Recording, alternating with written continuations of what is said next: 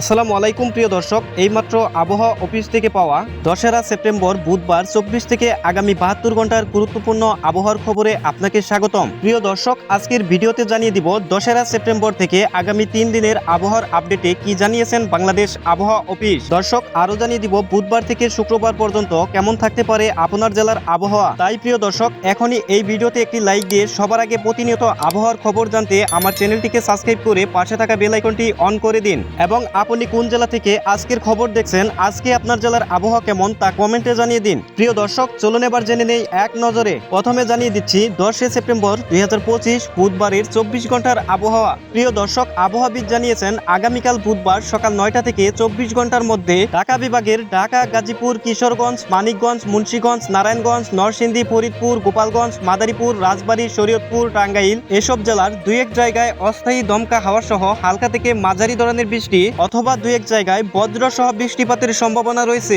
এবার জানিয়ে দিচ্ছি চট্টগ্রাম বিভাগ। প্রিয় দর্শক, আবহাওয়াবিদ জানিয়েছেন 10 সেপ্টেম্বর বুধবার 24 ঘন্টায় চট্টগ্রাম বিভাগের চট্টগ্রাম সহ কক্সবাজার, রাঙ্গামাটি, খাগড়াছড়ি, বান্দরবন, কুমিল্লা, ব্রাহ্মণবাড়িয়া, নোয়াখালী, ফেনী, লক্ষ্মীপুর এবং চাঁদপুর এসব জেলার অনেক জায়গায় বুধবার সকাল 9টার পর থেকে পরবর্তী 24 ঘন্টার মধ্যে বৃষ্টিপাতের সম্ভাবনা রয়েছে। তবে প্রিয় দর্শক, আবহাওয়াবিদ জানিয়েছেন বুধবার চট্টগ্রাম বিভাগে দমকা হাওয়া এবং বজ্র বৃষ্টির সম্ভাবনা নেই। দর্শক, এবার জানিয়ে দিচ্ছি রাজশাহী বিভাগের 10 সেপ্টেম্বর 2025 24 ঘন্টার আবহাওয়া। প্রিয় দর্শক, আবহাওয়াবিদ জানিয়েছেন আগামীকাল সকাল 9টার পর থেকে 24 ঘন্টার মধ্যে রাজশাহী বিভাগের রাজশাহী ও নওগাঁ, নাটোর, চাঁপাইনবাবগঞ্জ, পাবনা, বগুড়া, জয়পুরহাট, সিরাজগঞ্জ এসব জেলার দুই এক জায়গায় অস্থায়ীভাবে দমকা হাওয়া সহ হালকা থেকে মাঝারি ধরনের বৃষ্টি এবং সেই সাথে বজ্র সহ বৃষ্টি হতে পারে। এবং রংপুর বিভাগের 10 সেপ্টেম্বর 2025 বুধবার 24 ঘন্টার আবহাওয়ার আপডেটে আবহাওয়া অধিদপ্তর জানিয়েছেন সকাল 9টার পর থেকে রংপুর এবং দিনাজপুর, নীলফামারী, কুড়িগ্রাম, লালমনিরহাট, পঞ্চগড়, ঠাকুরগাঁও, গাইবান্ধা,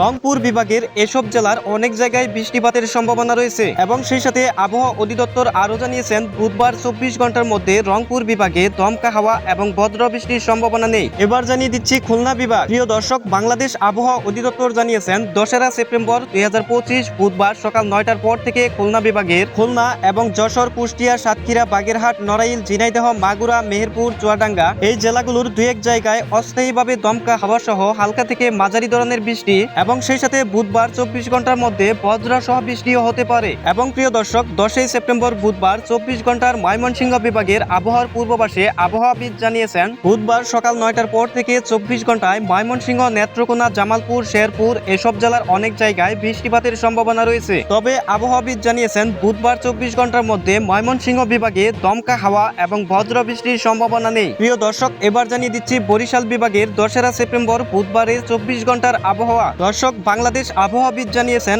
আগামীকাল বুধবার সকাল 9টার পর থেকে পরবর্তী 24 ঘন্টায় বরিশাল, পটুয়াখালী, ভোলা, বরগুনা, ঝালকাঠি এবং পিরোজপুর এসব জেলার দুই এক জায়গায় বজ্র সহ অস্থায়ী দমকা হাওয়া সহ হালকা থেকে মাঝারি ধরনের বৃষ্টির সম্ভাবনা রয়েছে।